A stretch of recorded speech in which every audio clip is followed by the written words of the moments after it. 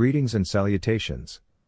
It's a pleasure to have you here, whether you're a newcomer or a returning viewer, on the captivating realm of anime dreams.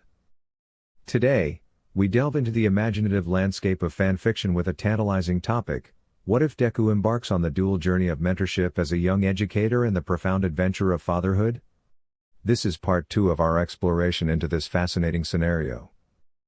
Disclaimer: the content showcased on this platform is crafted purely for your entertainment and for sparking engaging discussions.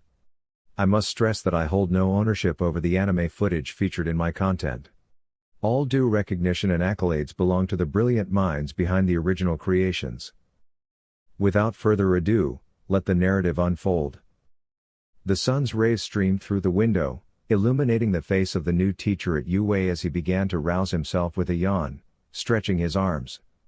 Once composed, he turned to gaze at his daughter sleeping peacefully, eliciting the first smile of the day from the symbol of peace, who carefully slipped out of bed so as not to disturb her.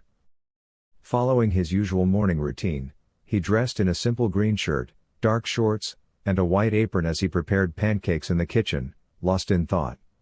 Today I'll start with the basics in class, to gauge how much they've learned in previous years, Izuku thought calmly as he stacked the pancakes on a plate beside him. Suddenly, he heard small footsteps coming down the stairs, and Izuku turned to see Eri, still sleepy, descending in her pajamas, her hair slightly tousled as she rubbed her eyes and yawned. "Good morning, Daddy," greeted Eri with a small smile, approaching the kitchen where Izuku was, then hugging one of his legs and closing her eyes, which the green-haired man found adorable. "Good morning, Eri. You're up early today," Izuku said with a kind smile as he turned off the stove, removed the apron, and then crouched down to Eri's height to stroke her head. The little girl nodded with a still sleepy smile. "I'm hungry, Daddy," Eri replied, placing her hands on her stomach, causing Izuku to chuckle. "Do you want your pancakes with honey?" the young man asked kindly, already knowing the answer. Eri's eyes lit up with excitement. "I love honey," the little one exclaimed, raising her hands in the air, while her father stood up, smiling affectionately at her, and then proceeded to prepare breakfast for both of them.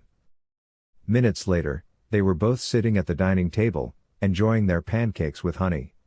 Little Eri savored every bite, and her father watched her eat calmly as he finished his plate. Since Eri came into his life, he had always been there for her, every early morning when she woke from a nightmare, every stormy night when she felt scared, every time he told her a bedtime story, when she learned to feed herself, when she spoke her first words. Note at the end of the chapter, every morning and evening he was there for her, no matter how challenging it was to be the symbol of peace at the same time. Now that he would be a teacher at UA, he would spend less time with her, which worried him.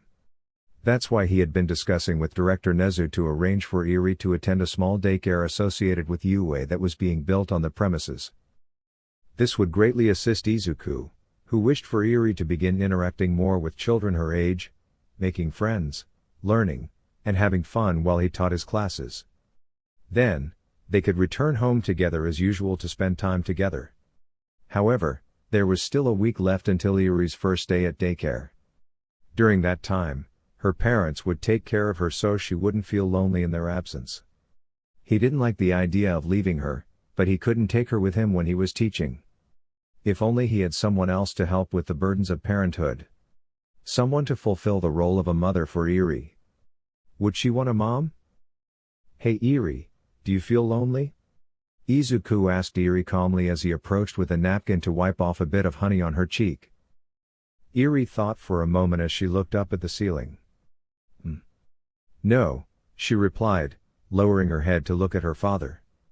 "I'm perfect with my daddy and my grandparents," she said with a sweet and adorable smile that could light up the room. Izuku smiled slightly as he rested his head in his hand. "Are you sure? Am I enough for you?" he asked calmly, looking at his little girl.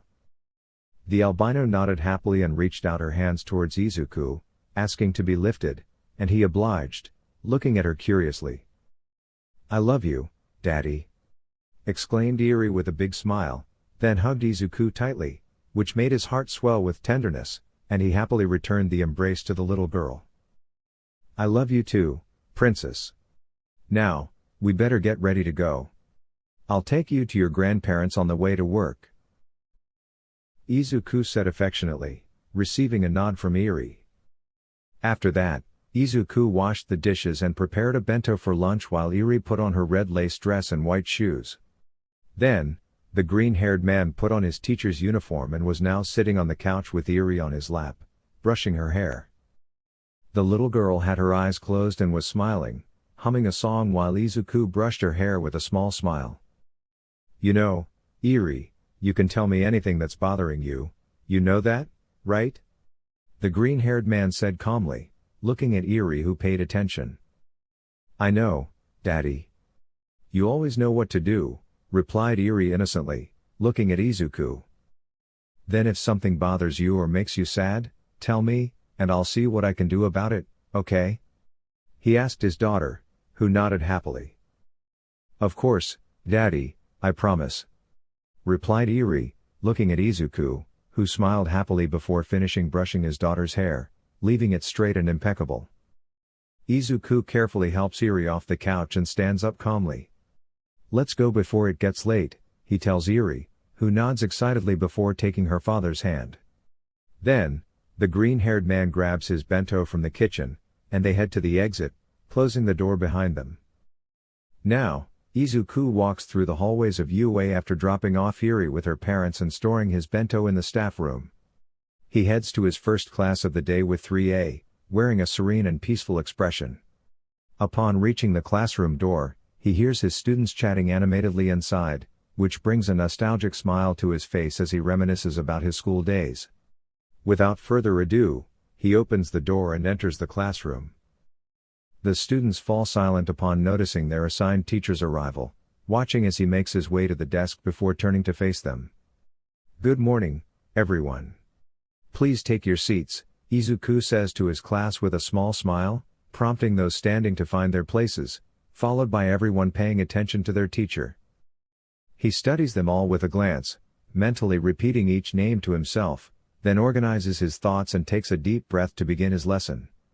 Taking a white chalk from his desk, he writes hero in large letters on the board, causing his students to focus on the word with curiosity. Alright, everyone, can anyone tell me what a hero is? Izuku asks his students, calmly turning to face them. Several hands go up in response. Yes, Ida, he nods at the bespectacled boy who stands up. A hero is someone who does good, follows the rules, and ensures that laws are respected, Ida responds before sitting back down. Anyone else? The green-haired teacher asks, scanning the room for another student. How about you, Miss Yaoyorozu, he says, looking at the black-haired girl who stands up with poise. A hero is someone who fights villains and protects society from evil, Momo answers calmly before taking her seat, confident in her response. Izuku crosses his arms, leaning against the board. You haven't quite convinced me yet. Anyone else? He asks, causing Momo to look somewhat surprised by his lack of validation. What about you, Kachan? The young teacher asks with a slight smile, addressing Bakugo who hadn't raised his hand. The ash blonde clicked his tongue in annoyance while still defiantly keeping his feet on the table. That stuff is simple, a hero is someone who always triumphs, plain and simple. He replied with an arrogant smile, glancing at Izuku, who just sighed tiredly before shifting his focus to Todoroki. What about you, Todoroki? Izuku asked the dual-haired boy with a friendly smile, causing him to calmly rise from his seat. A hero is someone who defeats villains and saves people, Todoroki replied before sitting back down. Alright, now please tell us, young Tagata, said Izuku, looking at his blonde student who stood up with a big smile on his face. A hero is someone who ensures the safety of people and maintains peace, exclaimed Mirio excitedly before sitting back down. The young teacher pondered for a moment before hitting the board with his hand, startling the youths a bit. Izuku smiled broadly. Let me tell you that you're all right, but at the same time, none of you have given me the correct answer, he notified, causing the 5 who responded to be surprised and the rest intrigued. What do you mean, Midoriya-sensei? Asked Saiko from her seat, curiously looking at her teacher, as she recognized that all the answers were correct in their own way. "It's simple, Miss Intella, everyone has told me their own images of what makes a hero, but none of you have told me what makes one," said Izuku, causing them all to fall into thoughtful silence. Ida focused on obeying the laws, Yaoyorozu on protecting society, Bakugo on victory, Todoroki on the duality of defeating evil and doing good, and finally, Mirio focused on the safety of people. "But none of you have told me the main point from which all these aspects converge," explained the young teacher with his arms crossed and eyes closed. After a few seconds of silence, Uraka raised her hand, catching Izuku's attention. "So. What is a hero?" she asked, somewhat nervous under her teacher's gaze. "That's the question for today. It all stems from an essential point that gives essence to the figure of a hero, something that makes them stand out from the rest. I want you to have a clear answer to this question by the end of the class. What is a hero?" said the young teacher with a smile on his face, looking challengingly at his students, who snapped out of their amazement to respond in kind with determined looks. "Those are some keen insights," Izuku said before regaining his composure. "You can debate among yourselves and reach a conclusion if you wish. I'll be satisfied if even just one of you manages to give me the correct answer," the green-haired student added as he made his way to his desk and calmly took a seat. After that, Mineta stood up, catching the teacher's attention. "What do we get if we answer correctly?" the purple-haired boy asked. "Isn't this a hero school? Isn't it enough for you to truly know what you want to be?" Izuku asked simply, leaving Mineta speechless, who nodded confidently after a few seconds. Then everyone began talking to each other to try to find the answer to the question. Kirishima, Mina, Sero, and Kaminari gathered around Bakugo. Shoji, Tokoyami, Toru, and Mineta gathered around Tsuyu. Nehire and Tamaki joined Mirio. Ida, Uraka, and Shinso joined Todoroki. Finally, Saiko and Jiru joined Momo. After a few minutes, several members of the groups began to mingle with others to share ideas and opinions, all of which were observed by Izuku, who smiled pleased to have piqued his students' interest with such an essential question. After approximately 30 minutes, Izuku calmly stood up, causing the young people to pay attention and return to their seats. "Did you manage to find the answer?" the green-haired teacher asked with a slight smile, looking at his students, from whom Saiko stood up with a small smile. "Midoriya-sensei, I speak on behalf of all of us when I say it was challenging to find a suitable answer. We shared different perspectives on what it means to be a hero, but after all this time, we managed to see something that is undeniably present in all our perspectives," Saiko said, looking at her teacher, prompting Ida to stand up and speak. "It's true, we've noticed there's one thing that connects the ideas we all have about what a hero is, that one thing that sets them apart from others," Ida said, adjusting his glasses with a small smile as Tamaki timidly rose from his seat. It was tiring. I hadn't really stopped to think about that. But now I think we have the answer," Tamaki said, covering his face with a strand of his hair. "Very well, then tell me, what does it mean to be a hero?" Izuku asked with a subtle smile, looking at them all, awaiting their response. After that, Todoroki stood up, capturing the green-haired one's attention.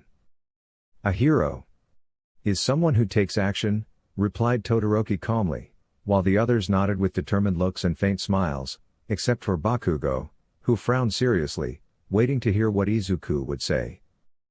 The green-haired one smiled brightly with radiant joy. "Correct!" he exclaimed forcefully, causing several in the room to burst with excitement and joy and celebration before paying attention to their teacher. It's pointless to have good intentions to save someone or defeat a villain if one doesn't act on it. A hero is someone who stands out from others because he has the courage to act on what he believes is right. It's someone who, before realizing it, was already moving toward danger to save people. It's someone who, by taking action, inspires those around him to muster courage and hope to act and do good," exclaimed Izuku inspiringly, holding the absolute attention of his amazed students. After that, emerald rays began to cover the green-haired one's body, who raised his arm in the air to point at the ceiling with his index finger. A hero is someone who acts regardless of the consequences to preserve good and make people smile. Exclaimed the green-haired one with a smile full of conviction, then lowering his hand to point directly at his class. Do you want to be that hero? He asked them forcefully. Yes. Came the general response from Class A, who had risen from their seats with determined and confident looks, causing Izuku to smile satisfactorily as he deactivated One for All. Then from now on, I will be your teacher, said Izuku with a slight smile, putting his hands in his pockets, pleased to have ignited the spirits of his students. Although some like Bakugo or Todoroki didn't show it, it was obvious they agreed with the rest. After that, the sound of the bell caught the class's attention, interrupting the epic moment that had just been built. Izuku turned to the young ones calmly. I'm glad you managed to find the answer through teamwork. Now you can leave, and we'll see each other in the last class. Congratulations to all, he said with a slight smile before heading to the classroom door to leave for the teacher's lounge. Once the green-haired teacher left the room, everyone remained silent for a few seconds until one spoke up. Damn, he's too manly! Exclaimed Kirishima excitedly, clenching his fists at the intensity of the symbol of peace's spirit. You're right, this class took me by surprise, it was quite thrilling, said Juru, arms crossed, with a small smile from her seat. Midoriya-sensei is really cool. He really made me reflect a lot by talking with everyone. Exclaimed Toru, excitedly waving her arms. It's true, now that I think about it, in these years I haven't asked what kind of image you all have about heroes, said Tokoyami, arms crossed, while Shoji and Tsuyu nodded beside him. We're lucky to have Midoriya-sensei as our assigned teacher. If all classes are going to be like this, then I'll never miss one, said Sero with a smile, looking at his friends, causing Kirishima, Kaminari, and Mina to nod in agreement. I have to say, it definitely exceeded my expectations with that question. It made us analyze our different perspectives and gave us an inspiring explanation that encouraged us all. Midoriya-sensei is definitely a good teacher to do all that with just one question, said Saiko with a calm smile, looking at her classmates while crossing her legs with serene poise. And this was only our second day with him. Imagine how the rest of our year is going to be. Exclaimed Mina, smiling, with the image of their young, attractive teacher in her mind. I must mention it took me by surprise when he said everyone was right and at the same time not. For a moment, I thought he had mentioned a complicated paradox, said Shinso with a slight tired smile as he scratched his head and gathered his things to go to the cafeteria. I share your opinion, Shinso. But it was definitely a great lesson that he taught us today. Something worthy of our teacher and symbol of peace. Exclaimed Ida as he adjusted his glasses, looking at his friend who nodded with a slight smile. Anyway, let's head to the cafeteria before it gets crowded. Otherwise, we won't have a place to eat, Mirio said to his friends in a friendly manner, and several agreed, starting to head towards the exit. Some didn't move from their seats as they were deeply lost in their thoughts, like Uraka, who was looking out the window with a slight blush on her cheeks as she remembered the intensity of her teacher's gaze when he talked about heroes. At that memory, her heart started to beat a bit faster, and she became somewhat nervous, not knowing the reason, before gathering her things and going with Ida, Todoroki, and Shinso to the cafeteria. Nehire was also gazing at the ceiling with a pensive hand on her chin, as several inquiries about their teacher now occupied her mind. She had numerous questions to ask him and could seek him out to interrogate him, but he had clearly stated he would answer her questions after she demonstrated her dedication in his classes. With that thought in mind, she headed towards the exit to quicken her pace and catch up with Mirio and Tamaki on their way to the cafeteria. In his seat, Bakugo sat with his usual furrowed brow, his mind wandering to Izuku's words. He had to admit he agreed with what he said, and that was what bothered him. Having to agree with that cheap imitation of All Might was unforgivable to him. He then rose from his seat heavily and made his way to the cafeteria, followed by his group waiting outside the classroom. Lastly, Momo sat at her desk with her head resting on her hand as she gazed at the desk where their teacher had been just minutes before. She couldn't shake off the words he had spoken. She had never deeply pondered what it meant to be a hero, but now the green-haired student seemed to have opened her eyes, and she knew she wasn't alone, as everyone seemed astonished upon finding the answer. He's a good teacher, don't you think? Jiro asked her friend with a friendly smile, catching Yaoirozu's attention as she turned to look at her. He's certainly someone remarkable, although I suppose it's to be expected being the greatest hero of all. No one would be better to speak about heroes, replied Momo with a smile as she calmly rose from her seat. You're right about that. That's why I have high hopes for him and the things he'll teach us this year, said Saiko with a slight smile, rising from her seat along with her friend, and then the three began to walk towards the exit. But seriously, I find it surprising that at 22 he's the greatest hero of all and our teacher. He seems too young for it, Jiro calmly told her friends, as the idea of the green-haired man fulfilling both roles was simply hard to grasp. That just seems like a better example of how prepared he is to teach us, as he can better understand our perspective and we can relate better with someone closer to our age, Saiko replied calmly with crossed arms as the three exited the classroom. Now that I think about it, there's only a 5-year difference between us, right? It's not much, Momo said quietly with a small smile on her face as she looked at no particular place. But her words reached the ears of her two friends, who simply nodded in agreement as faint smiles appeared on their faces, as if a fleeting thought had passed through their minds, filling them with a hint of excitement. Now we find Izuku having lunch in the teacher's lounge with Aizawa, both calmly enjoying their respective meals and relaxing in the peaceful silence of the place. But to their misfortune, the door burst open, and the hero Vlad King strode in imposingly, approaching Izuku and Aizawa, who turned to look at him. Good morning, Aizawa, and you too, Midoriya. It's good to see you both after so long, greeted Vlad King with a friendly smile, focusing more on the boy who had been the center of attention at UA during his time at the academy.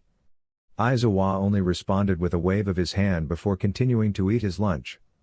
Izuku, on the other hand, smiled calmly at the albino man. Good morning, Kan-sensei, likewise. It's been a while since I've seen you, greeted the green-haired boy as Vlad approached, furrowing his brow to give Izuku a tap on the head, causing him to rub his head slightly in discomfort.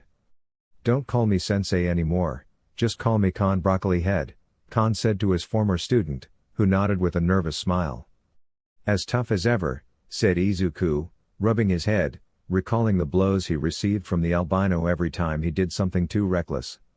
In reality, Aizawa and Kan always teamed up when it came to scolding or reprimanding him, always with good intentions, but the lectures from the dark-haired one and the tough discipline from the blonde one were still painful. Upon hearing that, Kan smiled amusedly before taking a seat to Izuku's left. You're truly an interesting case as a teacher. Your hero speech was heard loud and clear from my classroom, Kan said to his now colleague with a smirk while crossing his arms, making the green-haired boy feel somewhat nervous. Really? Izuku asked, somewhat surprised by that revelation, now feeling a bit embarrassed about it. Yes, now all my students are asking who was yelling that epic lecture, and they were completely stirred up when I told them who you were, Kan replied with a furrowed brow, causing Izuku to tense up and lower his head. I'm sorry, Kanzan. I guess I got a little too carried away, Izuku said with a somewhat embarrassed smile as he scratched his cheek with a finger, receiving a hearty pat on the back from Kan, who smiled at him without malice. You have no need to apologize, young man. After all, you also stirred my emotions by recalling the reason I became a hero. Truly, All Might had a strong influence on you, the hero told the young green-haired boy, who felt relieved upon hearing his words. I don't know what to say. Thank you, Izuku calmly replied, intending to finish his lunch, but the sound of the door opening caught the attention of the three heroes, who watched as Midnight and Present Mike entered the room. Hey! It's my boy Midoriya. Long time no see, kid! Exclaimed Mike excitedly, approaching his former student to tousle his hair with one hand. It's also nice to see you again, Mike-sensei, Izuku said to the blonde with a slight smile, until he noticed the angry glances from Mike and Kan, which made him tense up. I meant Mike, the green-haired boy corrected, causing his two teachers to smile amusedly. Don't I get a hello, Midoriya-kun? Asked Midnight with a flirtatious smile as she walked behind Izuku, running a hand over his shoulder, making him tense up and smile nervously.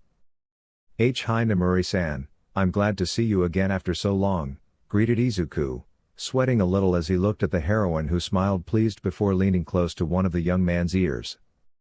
I felt like it was an eternity. You have no idea how lonely I've been, Nemuri whispered softly in Izuku's ear, causing him to stiffen with a smile as he looked directly at his lunch. I'm sorry to hear that, was the only thing that came to the green-haired boy's mind, feeling like he was standing on the edge of a cliff with a rope tied around his neck, almost able to feel the warm breath of his former teacher in his ear, tempting him to jump. You know, Midoriya-kun, the principal already told us all about your little situation. Don't you want to tell us something? The heroine said to the symbol of peace with a suggestive and seductive tone, while caressing the green-haired boy's shoulders, making him even stiffer. It's true. Nezu told us you have a daughter, kid. It was a big surprise for me. I was like, that's awesome. Exclaimed Mike excitedly, raising an index finger and pointing at the ceiling with a disco pose. Actually, I was also surprised by that. I didn't think a former student, especially you, would have children before any of us, said Khan, arms crossed, casting a sidelong glance at his young colleague. But hold on a moment, Khan. Remember that our friend Shota here is also hopping on the parenthood train. Exclaimed Mike with a teasing smile as he approached his dark-haired friend to hug his neck with one arm, only to be met with an elbow in the stomach from an annoyed Aizawa. Stop bothering. Shouting loudly might let the students know, Aizawa said tiredly, looking at the recovering blonde who just nodded in understanding. Tell us, Midoriya-kun, who's the girl's mother? Nemuri asked Izuku, leaning closer to him, urging him to speak. Iri isn't biologically related to me, stammered the green-haired young man, his smile uneasy as perspiration formed, not solely due to the proximity of his former mentor's striking and imposing figure, but rather from the implications unfolding in their interaction. Now they're colleagues, and romantic relationships are off limits, Aizawa said, looking seriously at Nemuri, who returned his gaze with a teasing smile. Emi-chan and you are heroes and therefore colleagues? Do you have anything else to say? She asked, and the dark-haired man narrowed his eyes. No comments, Aizawa said, conceding victory to Nemuri, who smiled triumphantly while Mike, Khan, and Izuku only had beads of sweat forming on their brows. Then Midnight turned to Izuku again, delicately stroking his hair, much to his surprise. So you can already count me as one of the candidates. I'd love to meet the little one, Iri, right? I've always dreamed of being a mother to a little girl to take care of, she said to the green-haired boy as she slowly approached him. I don't know what to say, Nemuri-san, Izuku stammered with a nervous smile, looking to his former teachers and now colleagues for some help to get out of the predicament he was in. You know, Midoriya, I think you should take a walk around the academy. I believe you've noticed there are several new places they've built since you graduated, Khan said calmly, catching Izuku's attention. He was deeply grateful to him for throwing him a lifeline out of the abyss he found himself in. Izuku composed himself calmly, looking at the albino. Actually, I should. I don't want to get lost in the halls again, Izuku replied with a serene smile, while Midnight stepped back to give him some space. You can say that again, you caused a lot of trouble along with Hawks when you got lost on the way to the locker rooms. Ectoplasm and Snipe had to help me find you, Aizawa said with annoyance before sighing tiredly, recalling that incident and causing Izuku to scratch his head somewhat embarrassed. Thank you for your hard work, Aizawa-san. Hawks and I still appreciate it, Izuku said to his former teacher with a smile, before the bell signaled the end of the break. Well, you heard it, time to get to work, Khan said calmly, standing up alongside Aizawa and Izuku. It's a shame, but we'll have time to hang out later, Midoriya-kun, Midnight said to the green-haired boy with a flirtatious smile, then winked as she headed for the exit. Aren't you coming with us, Midoriya? Mike asked his former student with a smile, gesturing with both hands. The next 3A class is with Cementos, so I still have time before my last class with them. In the meantime, I'll check out the facility changes and then talk to Principal Nezu, Izuku told his colleagues, who simply nodded before heading to their respective classes. As he was left alone, he sighed tiredly and let his shoulders droop, then turned to look at the remnants of his lunch that he hadn't managed to finish due to the interruption from his former teachers. Either way, he smiled amusedly, noticing how essentially nothing had changed since he graduated. He put his container back in its place and then took out his phone from his pocket to dial his mother's number, waiting for a few seconds until she answered. "Hello, Izuku?" greeted his mother from the other end of the line. "Hi, Mom, just calling to check on how Eri is," Izuku said with a small smile as he began to walk through the empty, silent room. "Nothing for you to worry about, son, she's coloring one of your old drawing notebooks," Inko told her son calmly. "You mean my old hero notebooks, right?" Izuku said somewhat tensely, thinking about the changes his old notebooks would undergo at the hands of his little artist. "That's right, any problem?" his mother asked curiously, and he just shook his head calmly. "None, as long as she's having fun, I'm fine with it," he said with a slight smile, and he could hear some childish laughter in the background that he knew was Eri's, which made him happy. "Shouldn't you be in class, Izuku?" Inko asked with intrigue. "Currently, I'm taking a break in class, and soon I'll explore the academy and then talk to Director Nezu about, replied Izuku calmly as he slipped his free hand into a pocket of his coat. "In that case, you'd better hurry, you know how eager Eri is to accompany you to school," his mother said cheerfully, and Izuku nodded, closing his eyes. "I know, Mom, that's why it's better to hang up now," he replied calmly. "Okay, my dear, remember to give your best effort in your class," Inko reminded her son with a hint of pride in her tone. "Thank you, Mom, please tell Eri that I love her very much," Izuku said affectionately, causing his mother to laugh a little from the other end of the line. "I'll tell her, but I'm sure she already knows. Goodbye Izuku," replied his mother happily before ending the call, leaving Izuku in a comfortable silence where he could already imagine his daughter's reaction to the message her grandmother would give her.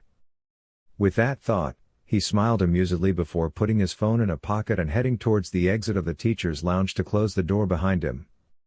So, that makes it clear what the top priorities would be in the event of a villain attack: first securing the injured, then evacuating civilians, assessing the surrounding damage, and finally engaging in combat with the villains, right?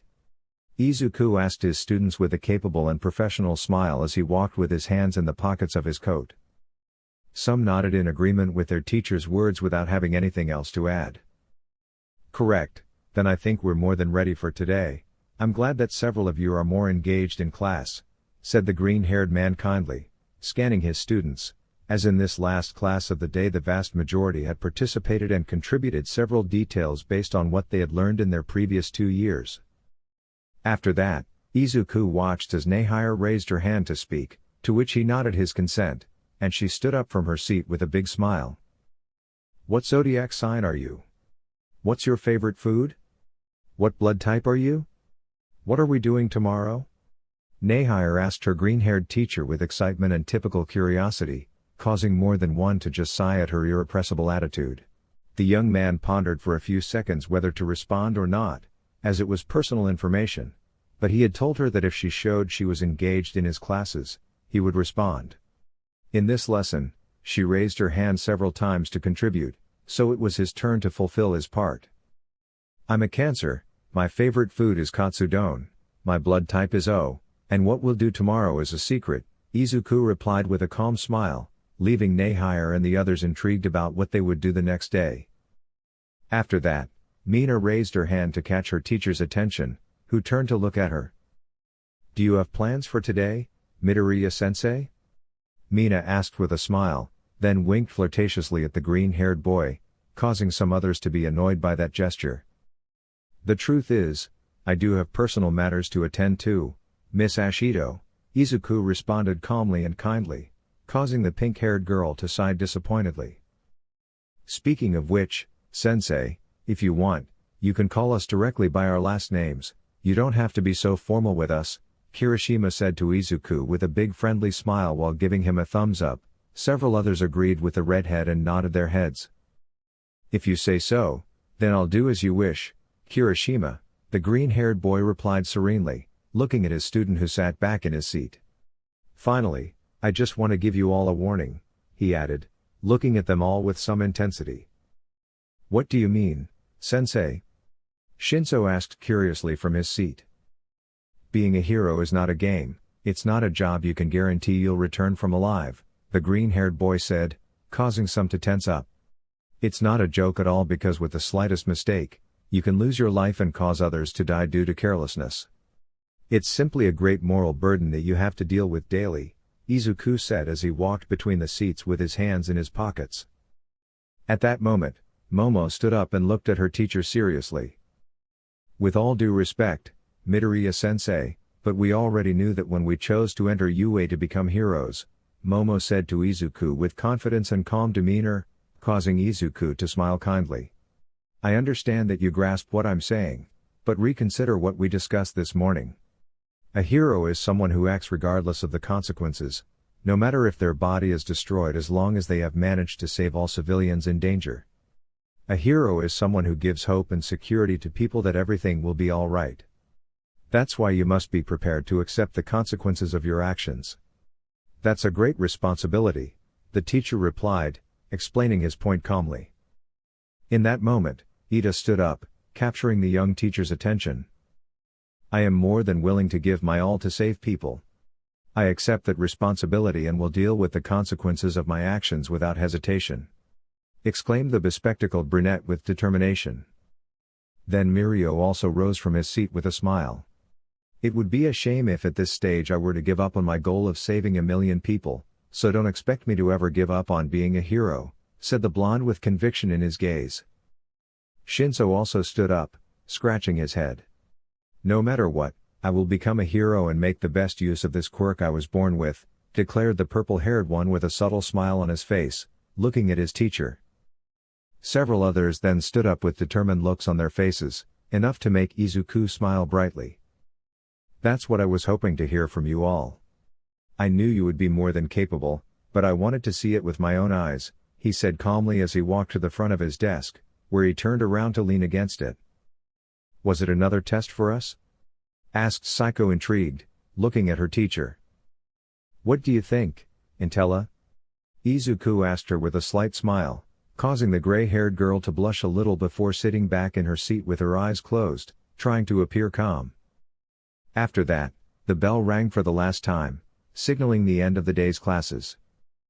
All right everyone, please give me your attention for a moment to tell you one last thing before you go, the young teacher said calmly, capturing everyone's attention. What's up, Midoriya-sensei? Garo asked, scratching his chin as he looked at the elder in the room. I just want to say that while I'm here to teach you everything I can prepare you for the real world, I also want to be your friend. I want to be someone you can trust. If you need help, don't hesitate to ask me. If you have any dilemmas, I'll always be available to give you my opinion. I just want you to know that like you, I also sat in those seats, and I can understand what you're going through, Izuku said with a friendly and warm smile, conveying an aura of calmness and warmth that enveloped the classroom, to the amazement of the young people watching him. The girls in the class briefly thought, I want to hug him, without any basis. Simply the fleeting idea arose momentarily upon hearing their teacher's words. The boys mostly saw him in a positive light, as a reliable and friendly teacher who seemed to have genuine intentions of becoming friends with them. Bakugo abruptly rose from his seat and headed for the exit, slamming the door behind him, causing Izuku to sigh with a small smile. I apologize for him, Midoriya-sensei, my friend has a difficult attitude, Kirishima said to the green-haired man, scratching his head nervously. Don't worry, Kirishima, just keep taking care of him in your own way, Izuku replied kindly, prompting Kirishima, Sero, Mina, and Kaminari to follow Bakugo out after bidding farewell to their teacher. Todoroki approached Izuku's desk with a calm gaze. Can we leave now? The dual-haired boy asked, looking directly into Izuku's eyes, who nodded with a small smile. I hope to see you all tomorrow, take care, Izuku bid farewell to his students kindly before putting his hands in his pockets and walking towards the door and then through the halls of the academy towards the exit. At some point, he began to hear footsteps approaching him and turned to see Uraka, Ida, Shinso, Momo, Saiko, Jiru, Nehire, Mirio, Tamaki, and Tsuyu walking towards him. "Excuse me, Midoriya-sensei, we were wondering if you're heading to the station," Momo said with a small smile, looking at the green-haired man. "In reality, I'd be heading home to pick up my daughter, but I can't tell them that," Izuku thought calmly as he looked at his students. "Actually, yes, Yaoyorozu," he replied, slightly lying to his students. "Then you can come with us, Midoriya-sensei," Tsuyu proposed calmly, and Nehire and Mirio nodded in agreement. I'm not sure. I don't think you'd want to be seen near me, it would be a problem for you," the green-haired man replied, scratching his cheek and causing some intrigue among the students. "Why do you say that, sensei?" Uraka asked curiously, looking at her teacher. "That's because he's the symbol of peace. It's normal for several people on the street to approach him when they recognize him," Shinso said calmly, looking at his brown-haired friend, who looked somewhat disappointed to hear that.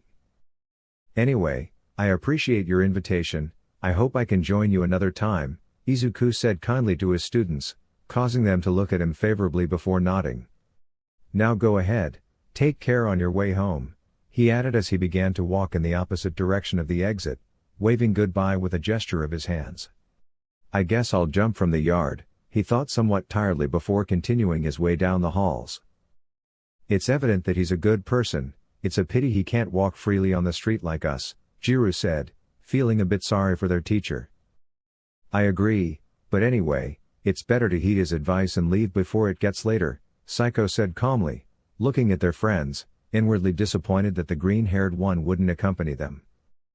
"Exactly, there will be next time," as he said, Mirio commented optimistically, then they all started walking towards the train station where they would separate to go home. Meanwhile, the young teacher walked calmly through the corridors towards the teacher's lounge with his hands in his pockets and his eyes closed, as he was going to pick up his bento container and got lost in his thoughts on the way. "I have some time before I go pick up Eri, maybe I could patrol a bit to see if there are any villains around," thought the symbol of peace, deeply engrossed in his role without realizing that students were starting to come out of a classroom ahead. Before he could notice, something hit his chest and he let out a small groan, causing Izuku to snap out of his thoughts and realize he had bumped into someone. He looked ahead to see several young people staring at him in amazement while a girl with orange hair tied in a ponytail was on the ground rubbing her nose. "Oh, I'm sorry. I wasn't paying attention while walking, and it's my fault you got hurt," the green-haired one said, concerned and apologetic as he squatted down in front of the girl to check how badly she was injured. The girl rubbed her nose with her eyes closed and a small smile. "And no worries, I wasn't paying attention either," her words trailed off as she opened her eyes and saw the person in front of her, shocked to see an attractive young man who was well known for being the pillar of society. It was the hero Deku. Izuku smiled kindly at her. "Are you okay?" he asked, emitting a certain charm that seemed captivating to the girl and the others who blushed while looking at the number one hero. The boys, however, were amazed by the person they had in front of them. "You're the hero Deku. You're very manly," exclaimed a boy with gray hair and peculiar eyelashes with masculine excitement, which seemed too familiar to Izuku. "This is quite surprising, indeed. The symbol of peace works as a teacher in our school," said a boy with black hair and a bandana on his forehead, arms crossed, smiling at Izuku, who could barely keep up with the comments about himself. "Quiet for a moment, what's happening out here?" Vlad asked seriously, stepping out of the door of Class 3B, then noticing Izuku kneeling in front of a mesmerized kendo. "What's going on, Midoriya?" Khan asked his former student calmly. "Oh, Mr. Khan, what happened was that I was somewhat distracted and I think I bumped into one of your students, it was completely my fault," replied Izuku, scratching his cheek somewhat embarrassed as he looked at his teacher. "Not at all. I also wasn't paying attention and bumped into you, please forgive me," exclaimed the orange-haired girl, embarrassed to have collided with the symbol of peace. "It's okay, let me help you up for now," Izuku responded kindly as he stood up and extended his hand to the girl, who accepted the gesture with some embarrassment and stood up. "Now is a good opportunity to introduce you to my students, Midoriya, Khan said with a sideways smile as he approached the green-haired boy to hug him with one arm, capturing his attention. These young people you see here are Class 3B, therefore they are natural rivals of your class. He exclaimed to the albino forcefully and competitively, which was normal for the students. Izuku smiled, amused by the competitive attitude his former teacher had since he was at UA. He really hadn't changed at all. I think you're exaggerating, Kanzan. In the end they're all classmates aiming to become heroes, they're not enemies, Izuku said smiling, looking at Vlad who shook his head. As I said, Aizawa and I have been competing fiercely to determine which class is superior. Khan exclaimed forcefully, causing sweat drops to form on Izuku and most of the students' temples. That's a lie, only you have been competing, thought the students of Class B except for a blonde boy who made his way to the front of both teachers. Great words, Khan-sensei. Class B must undoubtedly prove that they are not inferior to Class A. The boy exclaimed with a smile while applauding Vlad who nodded proudly. Well? I believe that no class is superior or inferior to the other. In the end, all of you are unique and should not be compared to others, Izuku opined with a warm smile, causing everyone including Khan to shield their eyes from the purity that the young symbol of peace could radiate.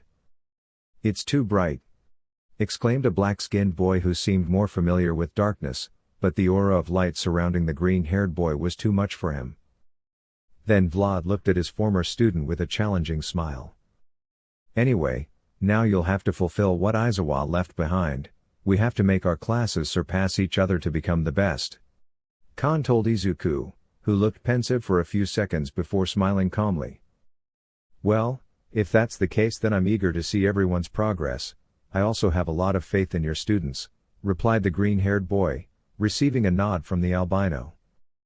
Midoriya-kun tilde, Midnight's voice echoed down the hallway, causing Vlad and Izuku to tense before turning their heads to see the +18 heroine with her hands on her waist, specifically eyeing the green-haired boy. Let's have a chat, the heroine said with a slight blush on her cheeks as she approached, modeling her figure seductively. Izuku smiled nervously, swallowing hard as he began to sweat. Khan gave him space and a thumbs up.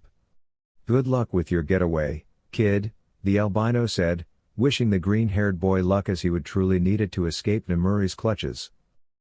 The young teacher nodded gratefully before quickly turning to face Class 3B. We'll talk more calmly another time, see you. He bid farewell with a nervous smile as emerald rays began to envelop his body, and in the blink of an eye, he disappeared from the spot, causing a gust of wind as he escaped. You won't escape from me, Midoriya-kun.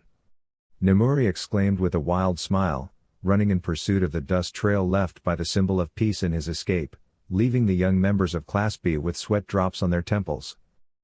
After that strange moment, the boys and Vlad began to head to their respective destinations while the girls of the class surrounded the orange-haired girl who was their president. Wow, Itsuka, you touched the hand of the symbol of peace, how did it feel? Setsuna asked Kendo with a mischievous smile, nudging her arm playfully. Don't start teasing, Setsuna, it was just to help me get up, Kendo responded with crossed arms and apparent calm while her cheeks were slightly flushed. It was really surprising to run into him, he looks taller in person, Kanoko commented shyly, with a slight blush on her cheeks as she remembered the handsome green-eyed man. So he's the teacher of Class A who gave that speech, Yui said monotonously, looking at her friends who remembered those morning words. It's no wonder he's the #1 hero, Yanagi added calmly, earning nods of agreement from Pony and Ibara. Anyway, it's best to head to the station before it gets dark, Ibara said calmly, clasping her hands together in front, and then they all began to walk as a group towards the exit. Kendo, in particular, was silently looking at her hand before turning her head back to see the direction in which Izuku escaped. The girl was interested in the things the green-haired boy could teach after the speech they heard in the morning. He had definitely caught her attention. If you're going to daydream, at least do it while you walk, Setsuna calmly told the class president, capturing her attention as she turned to look at them with a small smile before they all resumed their march towards the exit. With the help of Present Mike, Snipe, and Cementos, the green-haired individual had managed to evade Nemuri and quickly made his way to his parents' house, where he picked up Eri before they both headed home. Now, We find Izuku walking home with Eri happily perched on his shoulders, clutching a few notebooks that once belonged to her father. "Grandpa praised my drawings," Eri told her father with an innocent smile. "When we get home, I'll show them to you too, okay?" Izuku asked the little one with a slight smile as he continued to watch the road. Eri nodded excitedly. "Yes. I drew lots of pictures of you, Daddy," exclaimed the albino as she raised the notebooks in the air with enthusiasm, making Izuku smile happily at his daughter's joy. Afterward, Izuku lifted her off his shoulders and carried her in his arms as they arrived home, which was somewhat distant from other houses in the area. The two-story house had a mostly white facade with black accents, a simplistic yet modern design, highlighting its newness. Izuku opened the front door, letting his daughter run freely into the living room while he secured the entrance before heading to the kitchen to prepare dinner. On the first floor were two guest rooms, a bathroom, and the room he had personalized as a gym to train and stay in shape. The main living room connected to the dining area and overlooked the spacious and tidy kitchen. In the living room, there were a few red furniture pieces in front of a small white table and a wall-mounted television. The stairs in the living room led to the second floor, where his bedroom with an ensuite bathroom was located, as well as Eri's room where she never slept, another bathroom, his study and library, and finally, the storage room where Izuku kept various items. The house also had a beautiful backyard filled with grass and a medium-sized rectangular pool where the affectionate father sometimes played with Eri and taught her to swim. Eventually, after dinner, father and daughter had looked through her drawings, and now they were both in the living room on the couch in their sleepwear, watching a magical girl program on TV, of which Eri was a fan to the point where she had once dressed up as the protagonist for Halloween. Izuku calmly watched as Eri hummed along to the ending song with joy, and he reached out a hand to gently stroke the little girl's head. "Hey Eri, what do you think about starting daycare? It's very close to where I work, and you could play and learn with other kids," the green-haired man said to his daughter with a small smile, as her eyes lit up, completely forgetting about her favorite TV show. "Really?" the little girl asked, her hands reaching out towards her father as if asking him to confirm what he had just said. He chuckled as he nodded. "Yes, I would take you in the morning, and after work, I'll pick you up to come home together, where you can tell me all about your day," Izuku replied, and Eri immediately threw herself into her father's arms, hugging him tightly as she rubbed her face against his shirt with excitement. Then she lifted her face to look at her father. "When am I going, Daddy?" "Tomorrow?" Eri asked with a wide, eager smile. "Next Monday, we'll buy your things this weekend, so until then, you'll have to wait a bit, okay?" Izuku said calmly, looking at Eri who nodded excitedly before taking control of the TV with her hands and turning it off. "I want to go to bed to tell my grandparents tomorrow," Eri said happily to her father, then got off the couch and took Izuku's hand to lead him towards the stairs, where she took him to the bedroom while the green-haired man let himself be carried away by the excited girl. Upon reaching the room, the little one let go of her father's hand to climb onto the bed and start jumping on it with excitement over the news she received. "All right, little one, you'll have to calm down if you want to sleep," Izuku said calmly to the girl as he turned off the light and approached the bed, and Eri settled down before both of them got ready to sleep while the night light entered through the window. Silence fell in the room as father and daughter tried to fall asleep, but neither could, the little one due to excitement and the older one due to various concerns weighing on his mind. "Hey Daddy," Eri said softly, catching her father's attention as he turned to look at her.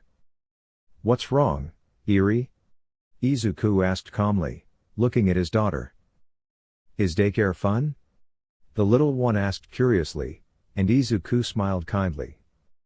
"It's very fun, you'll be able to color as much as you want, play with other kids your age, and you'll have some nice teachers.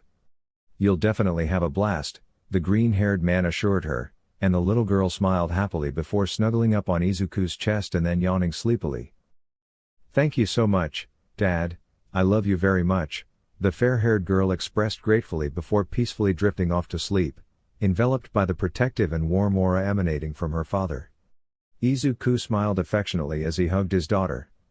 "All for you, my little princess," the father replied before letting go of his worries and falling asleep just like the little one. Elsewhere, we find ourselves in a truly luxurious traditional Japanese residence. In the kitchen, a woman with white hair was sipping tea while a 19-year-old teenager with white spiky hair approached her. "Hey mom, any idea why Fuyumi has been unusually anxious today?" the boy asked his mother, piquing her interest as she turned to him with a slight smile. She mentioned she was requested to teach at a nursery, hence her restlessness in preparing for the upcoming week, the woman calmly responded, slightly amused by how flustered her daughter had been upon receiving the news. "I still don't understand why she's so anxious. She already has experience teaching children," the son remarked calmly.